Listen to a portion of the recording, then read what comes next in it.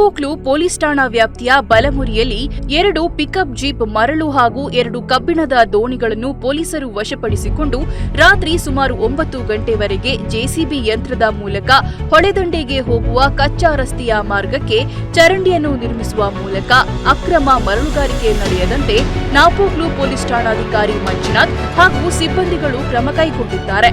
ಬಲಮುರಿಯಿಂದ 3 kilometre ದೂರದ coffee ತೋಟಕ್ಕಾಗಿ ಹಾದು ಹೋಗುವ ಕಚ್ಚಾ ರಸ್ತೆಯ ಮೂಲಕ ರಾತ್ರಿ ವೇಳೆ ಅಕ್ರಮ ಮರಳುಗಾರಿಕೆ ನಡೆಯುತ್ತಿತ್ತು ಎನ್ನಲಾಗಿದೆ.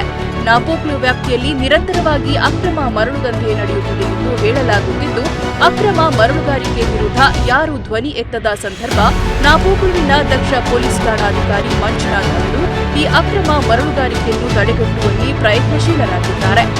ಜಿಲ್ಲೆಯ 2 ಶಾಸಕರು ಈ ಬಗ್ಗೆ ಗಮನ ಹರಿಸಿ ಅಕ್ರಮ ಮರಳುಗಾರಿಕೆಗೆ ಕಡಿವಾಣ ಹಾಕುವ ಮೂಲಕ ಶಾಶ್ವತ ಪರಿಹಾರ ದೊರಕುವಂತೆ ಸೂಕ್ತ ಕ್ರಮ ಕಂಡುಕೊಳ್ಳುವಂತೆ ಸಾರ್ವಜನಿಕರ ಒತ್ತಾಯವಾಗಿದೆ. ಟಿವಿ1 ನ್ಯೂಸ್ ನಾಪೋಕ್ಲು.